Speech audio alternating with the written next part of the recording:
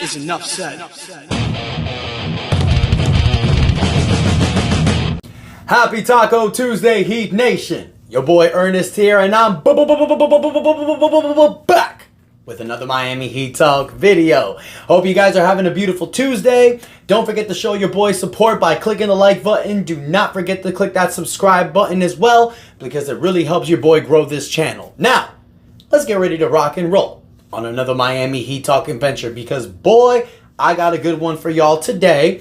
Yesterday we talked about, Jimmy Butler, Caleb Martin, Bam Adebayo. We talked about some current players on the roster, what's going to happen in free agency. A lot of rumors going on. But today, we're going to take a pause out of that, because we're going to go back to something we all can control. That's tomorrow.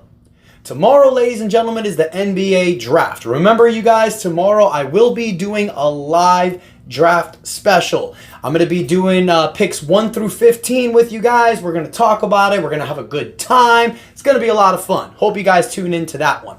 But today, I want to read a report that was issued from the Miami Herald. It's been talked about several times by guys like Ira Winderman, Anthony Chang, about certain players that the Miami Heat are looking at. And I do want to read something because, we've talked about this recently, you guys. I did a draft special. We went over several options. We talked about guys like Kel'el Ware, Zach Edey, Kyle Filipowski, Devin Carter, Jared McCain. We talked about guys that could potentially drop, like Nikola Topic, Ron Holland. There's a lot of players that are going to be available at pick 15. I understand that this draft is not top heavy. There's not a Victor Wembanyama, but it doesn't matter. This draft is filled with players who I believe can help a contender make that push for an NBA championship, which is exactly what the Miami Heat are. Now, this report was written by the Miami Herald a couple days ago, and I want to read this to you word by word.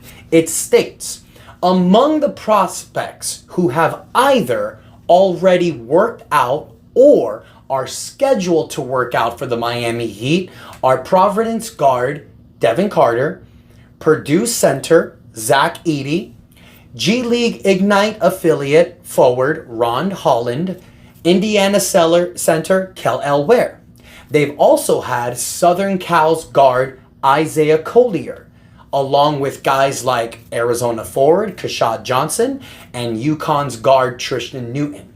According to league sources, Carter, Edey, Holland, Ware, and Collier are among the potential first-round options for the Heat at pick 15. Johnson and Newton are among potential second-round options for the Miami Heat at pick 43. So what does that tell us, you guys? That tells me right there, the Miami Heat know what they're lacking. If you look at these players, it's basically the players that they're lacking. The only guy that they're not really lacking is the guard Isaiah Collier. But Isaiah Collier is a Miami Heat culture prodigy. He's a guy that I'm not surprised the Heat are looking at. I wouldn't be surprised if the Heat took him at 15, because that's exactly what the Heat do a lot of times. When we think there's a certain player that's perfect for the Miami Heat, they end up picking a player that we had no idea who that is. So this is just what Miami Heat basketball does, you guys. But a few of these names that we've talked about before, Kel'el Ware, Zach Edey, Devin Carter, Ron Holland, these are guys that are going to fit the Miami Heat culture to a T. Now, if you ask me, who are the players that I like at 15? Who are some of the players that I feel at pick 15 are going to help the Miami Heat win now? If you're asking Ernest, there's two players that I'm really looking at. Kel'el Ware from Indiana, Devin Carter for Providence. These are two players that give the Miami Heat exactly what they need. Now look, I know a lot of people love Zach Edey. Zach Edey's a 7'4", 300-pound phenom. But it's like I've mentioned before, you guys, not really the best fit in this Miami Heat culture. Eric Spoelstra does not like those oversized centers. We've seen it in the past. It didn't work with Hassan Whiteside. But what did work with Bam Adebayo? Who were the two centers that were playing with Bam Adebayo when Bam was playing the power forward position in the 2020 season? It was Kelly Olynyk and Myers Leonard. What do those two centers do? Those are two centers that are 7 feet tall and can space the floor with their three-point shooting. That's not something Zach Edey's known for. Zach Edey is a Hassan Whiteside type of player. But Kel-El Ware from Indiana meets the criteria of what Kelly Olynyk and Myers Leonard did. He's actually better, in my opinion, than those guys. And Kel-El Ware gives Miami everything that we need. A 7-foot center that can play next to Bam Adebayo. He averaged 16 points a game in Indiana, 10 rebounds a game, 2 block shots a game, and a whopping 42% behind the three-point line on 3 attempts per game. This is a guy who gives everything that the Miami Heat needs. Size down low, rebounding presence, defensive anchor down low, and he can shoot the three-point shot, which means he doesn't just have to come off the bench for Bam. He can actually start next to Bam Adebayo. And we also have Nikola Jovic. So now you're going to have a three-headed monster of Bam Adebayo, Nikola Jovic, Kel-El Ware, and you'll sprinkle in some Kevin Love. You don't have to use Kevin Love so much in November and December, which is what happened last year that broke Kevin Love down towards the end of the season. Now you can give Kevin Love that rest that he needs, allow Jovic and Ware to develop and become the players that they are, and have Bam as your guy. That's a four-headed, big-leveled monster that I love. Now let's say Kel-El Ware's not there. Then I love me some Devin Carter from Providence. A center and a point guard are two positions that the Miami Heat are truly lacking. Now, yeah, we do have Terry Rozier. But Terry Rozier is under contract for 2 more years. Is Terry Rozier the point guard of the future for the Miami Heat? If so, then go for a big guy. But if the answer is no, then Devin Carter's your pick. This is the guy who's from Miami. He's the son of Anthony Carter, a Miami Heat legend and a former assistant coach for the Miami Heat. He's practiced in the Miami Heat facility. He has a relationship with Coach Spoelstra. He knows this system. He knows what Miami Heat culture is. He plays like a Miami Heat culture player, for God's sakes. 20 points a game, 9 rebounds. That's 6'3", 9 rebounds a game. That's big. Jason Kidd status. 4 assists a game, 39% from the three-point line. He gives you everything you need in a point guard. He's a guy that, yeah, he can come off the bench and be your backup point guard for Terry Rozier, but he's also a guy that you can look at as your future point guard. Now you can take Terry Rozier in a package trade and upgrade your roster a little bit better.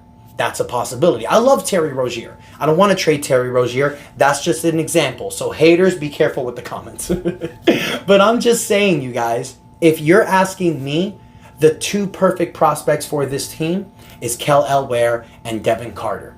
Devin Carter is moving higher up the ranks in the draft prospects, so it's possible he may not be available. That's why Ron Holland may fall down. Ron Holland is another option I think would work perfectly for the Heat. There's a lot of options that I think work at the Heat for 15. I understand there was a rumor out there that the Heat are looking to trade up in the top 5. Doesn't make any sense. There's really not a player you can get in top 5 that I think is going to give you a way better value than what you're going to get at 15. If I'm the Heat, keep what you have. Because look what we did last year with Jaime Jaquez at 18. I still think that at pick 15, we're going to go ahead and take advantage of what other teams are screwing up and take advantage and get a great pick. I think the Miami Heat are just going to sit back, wait, and seize what falls to them. A lot of times, you take the best player that's available if you're looking to maybe trade the pick. But for the Miami Heat, if Kel-El Ware and Devin Carter are available, those are the guys that you want to go after. But it's like I've said before, we know how the Miami Heat do the draft. There's always players that we look at and say, that guy's perfect for the Heat. He's available at the pick. Get him. And then they pick a player and you think, who the hell is that? And then when you watch his highlights, you see, that guy's going to be perfect in this system. And it usually works. So I want to hear from you, Heat fans. Kel-El Ware, Devin Carter. Who do you think is a better fit with this Miami Heat team? Or maybe it's someone different. Maybe it's Jared McCain. Maybe it's Zach Edey. Maybe it's Isaiah Collier. Maybe it's Ron Holland. We're going to have a lot of options. So I want to hear from you, Heat fans. Who do you think works the best on this Miami Heat roster? Go ahead and let me know in the comments. Don't forget to like the video. Do not forget to subscribe to the channel. We're knocking on the door to 4,000 subscribers. We're literally almost there. Before I go, got to give a shout out to the Florida Panthers. We don't talk about the Panthers that much in this channel. Not really a hockey fan, but I saw what they did. Last year, they did the whole 8th seed thing like the Miami Heat did. Made it to the Stanley Cup, didn't win. Or I think it was the Eastern Finals. Can't remember. But this year, man, they went up 3-0 in the Stanley Cup. They lost the next 3 games, but they won it in Game 7. Doesn't matter how you win. All that matters is that you win. So the Florida Panthers, congratulations. Panthers fans, congratulations.